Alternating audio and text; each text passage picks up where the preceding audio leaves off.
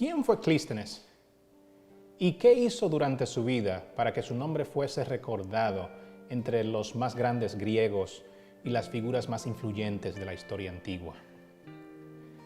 Considerado por los historiadores como el verdadero padre de la democracia griega clásica, Clístenes nació en el año 570 antes de la Era Común.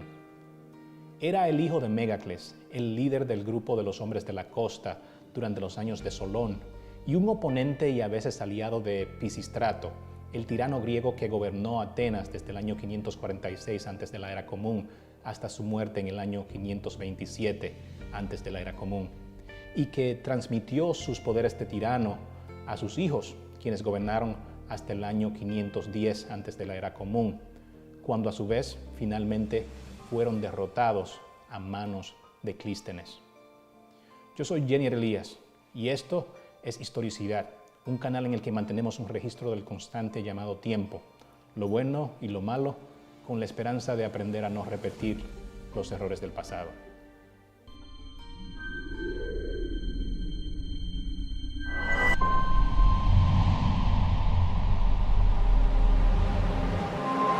Poco se sabe sobre sus primeros años de vida, pero sí sabemos que en el año 546 antes de la Era Común, su padre Megacles y su clan, los Alcmeonidas, incluyendo a un Clístenes de 25 años, fueron expulsados de Ática por Pisístratos por un periodo de 20 años. Se cree que después de la muerte de Pisístrato en el año 527 antes de la Era Común, su hijo Hipias trató de consolidar su poder dando la bienvenida a los nobles que habían sido expulsados por su padre, entre ellos Clístenes y su clan. Pero del padre de Clístenes, Megacles, nada se escucha en la historia, lo que hace muy posible que haya muerto en sus años en el exilio. A su regreso a Atenas y a la vida pública, Clístenes logró ascender a los más altos rangos sociales en menos de un año y se convirtió en arconte de Atenas en el año 525 antes de la Era Común, con el favor del nuevo tirano, Hipias. Tener este tipo de influencia después de regresar del exilio muestra tres cosas. Número 1, el ingenio de Clístenes como individuo. Número 2, la influencia de su pueblo, los Alcmeonidas. Y número 3, la gran cantidad de seguidores leales que los hombres de la costa, lo que podría llamarse el partido político o la facción establecida por su padre en la época de Solón, todavía tenían en la antigua Atenas. Con el tiempo, sin embargo, la alianza con el tirano se desvaneció y en el año 514 antes de la Era Común, después del horrible asesinato de su hermano Hiparco en un festival público, Hipias se volvió cada vez más represivo y tiránico hacia la población, incluido entre ellos Clístenes, quien fue enviado nuevamente al exilio. Pero esta vez sí sabemos a dónde fue. Se fue a Esparta, donde afirmó tener el apoyo del oráculo de Delfos y convenció a los espartanos para que lo ayudaran a sacar al tirano Hipias del trono ateniense.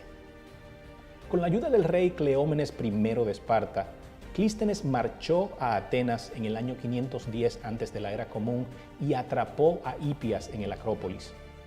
Para garantizar que Hipias abandonara el poder y no se devolviera, recuperara sus fuerzas y atacara de nuevo, Clístenes y los espartanos retuvieron a los hijos de toda su familia, todos los descendientes de Pisístrato, como rehenes hasta que Hipias salió de Ática y entonces, después de que Hipias había huido a Persia, liberaron a los niños finalmente.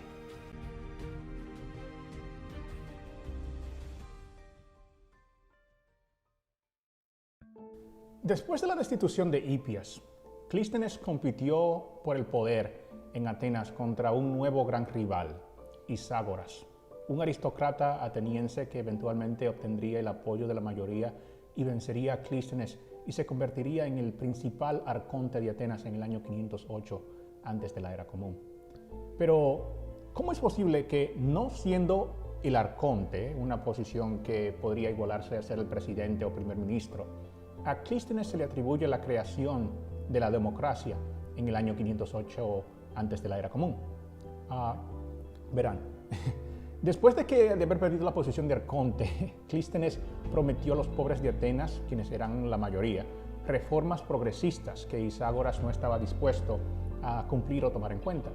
Y después de obtener el apoyo de la mayoría, Clístenes y sus partidarios se convirtieron en una seria amenaza para el gobierno de Iságoras. Iságoras, en lugar de lidiar con una fuerte oposición, lo que por supuesto hubiese hecho de que su gobierno fuese un poco más difícil, trató de sacar una página del propio libro de jugadas de Clístenes.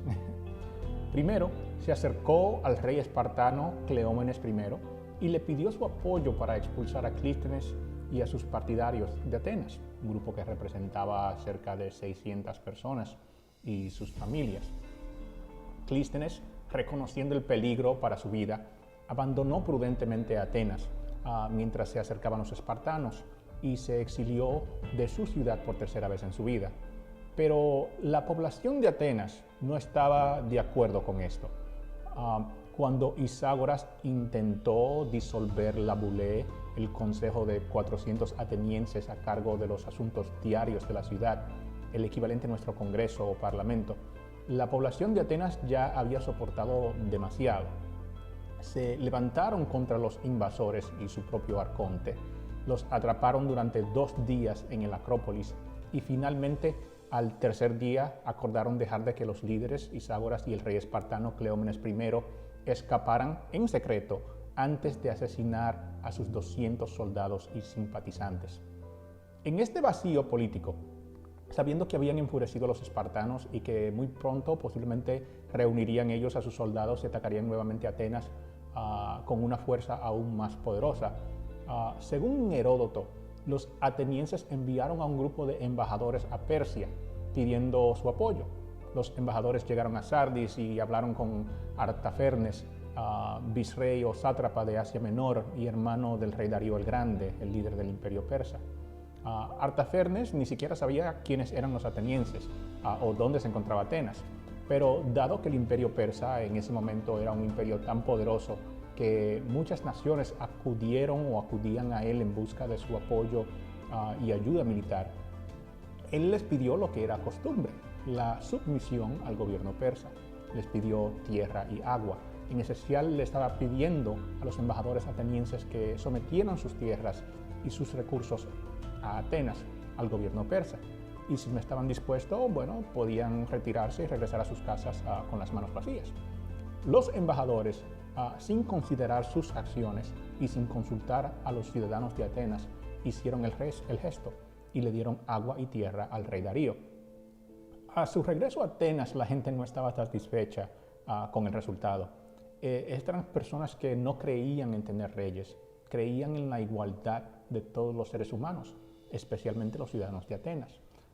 Nunca habrían consentido en convertirse en súbditos de nadie, especialmente en súbditos de un gobernante persa, quienes, después de haberse creído los señores de Atenas, inmediatamente hicieron una demanda: el regreso al poder de Hipias, el tirano del que se acababan de librar 2 años antes, el último tirano en gobernar Atenas y hijo de Pisístrato. Después de estos eventos, asustados y desilusionados, la gente de Atenas le pidió a Clístenes que regresara nuevamente de su exilio y lo nombraron primer arconte o arconte principal. Obviamente, con Iságoras fuera de su camino y sin una fuerte oposición a su gobierno, Clístenes fue capaz de implementar las reformas que había prometido a los pobres de Atenas, en esencia dándoles una igualdad real sin ataduras, en esencia proporcionándoles por primera vez en su historia una democracia verdadera.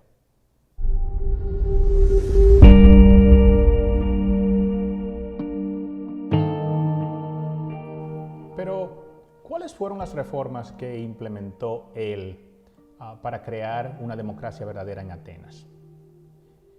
Primero, creó un sistema intricado y original como nunca antes.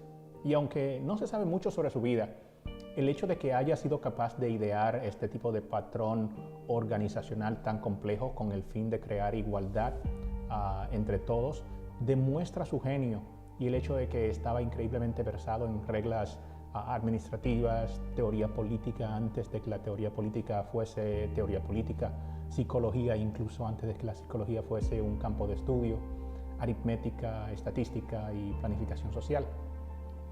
Primero, redefinió la estructura básica del gobierno ateniense y separó la sociedad ateniense por lugar de residencia en lugar de la familia a la que pertenecía una persona. Verán, antes de las reformas de Clístenes había 4 clanes diferentes y poderosos en Atenas, los clanes o clases sociales creadas por Solón, basadas en la riqueza. Y para que usted fuese parte de uno de estos clanes, tenía que haber nacido en él o tener una relación familiar de alguna manera con el clan. Esto generó los conflictos tribales crecientes e interminables que contribuían a la inestabilidad de Atenas como ciudad-estado, especialmente cuando consideramos el hecho de que el cuarto clan o clase, la clase baja, los pobres, aunque tenían el poder de votar, no podían ocupar cargos públicos. En lugar de estos 4 clanes, Clístenes dividió a Ática, una región de más o menos 1000 millas cuadradas, en 3 regiones diferentes: la costa, las colinas y la región interior. Cada región, a su vez, se dividió en 10 tríadas o tercios, por lo que ahora Ática terminó con 30 tríadas diferentes. Cada tríada se componía de 1 a 4 demes o suburbios, que se construyeron según el lugar donde alguien vivía.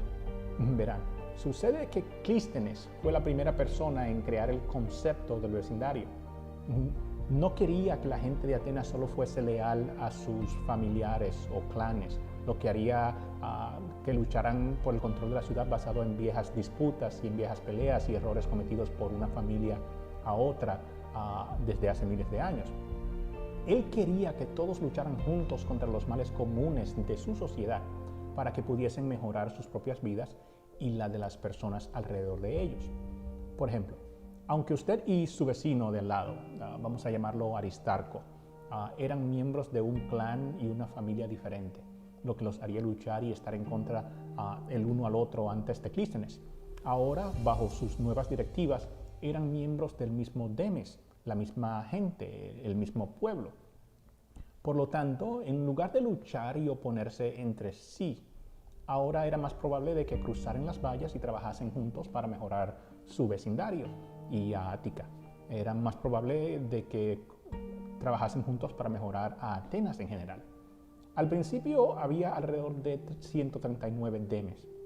Ahora, y aquí está la magia del sistema que Clístenes ideó, también creó 10 tribus nuevas. Cada tribu estaba compuesta por 3 tríadas, una perteneciente a cada una de las regiones, por lo cual cada tribu en Ática ahora representaba segmentos iguales de la población. Cada tribu ahora, en lugar de representar a un grupo de personas similares, representaba a los hombres de las colinas, los hombres de las costas y los hombres del interior. En esencia, representaban a los ricos, la clase media y a los pobres. Ahora, de igual manera que la creación del deme eliminó la lealtad del clan, las 10 tribus nuevas, ya que estaban compuestas por miembros de cada región, eliminaron las diferencias económicas y distribuyeron el poder por igual entre las clases sociales. Ahora, los miembros de todos los niveles económicos, si se vivía en la costa o vivían en la colina o vivían en el interior, eran miembros de una misma tribu y tenían que trabajar juntos para representar y mejorar sus demes y finalmente a Atenas en general. Clístenes también cambió el tamaño de la bule o consejo municipal y aumentó el número de miembros del consejo de 400 a 500 para que cada tribu pudiese enviar a 50 hombres para representarlos en el consejo, donde todos tenían igual derecho a hablar. Y es así como se rigió el gobierno de Atenas por los próximos 200 años, hasta los días del rey Filipo II de Macedonia y de su hijo Alejandro Magno.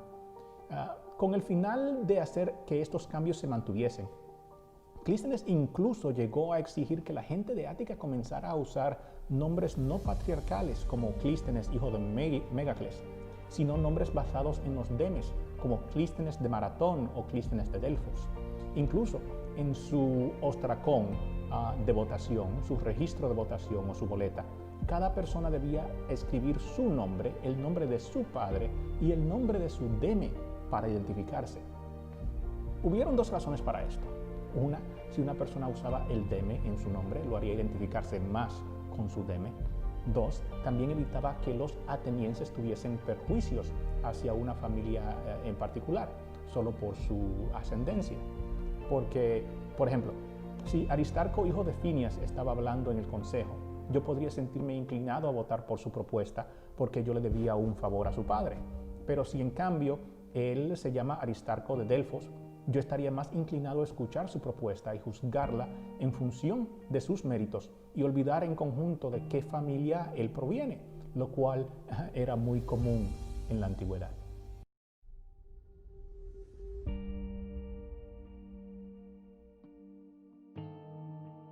De su vida posterior no se sabe mucho. Desaparece del registro histórico después de sus principales reformas en los años 508 y 507 antes de la Era Común. Pero esas reformas, esos cambios, esas ideas que él trajo e incorporó al gobierno ateniense, vivirían para siempre. Y al igual que Solón antes de él y Pericles después de él, Clístenes se convertiría en un pilar de la democracia en todo el mundo. Clístenes se convertiría en el padre de la democracia clásica griega. Si disfrutaste de este video, no olvides presionar el botón de like y hacer clic en el timbre para que cada vez que haya un video nuevo puedas ser informado de inmediato. Además, vamos, suscríbete si aún no lo has hecho. Soy Johnny Elías y esto es Historia.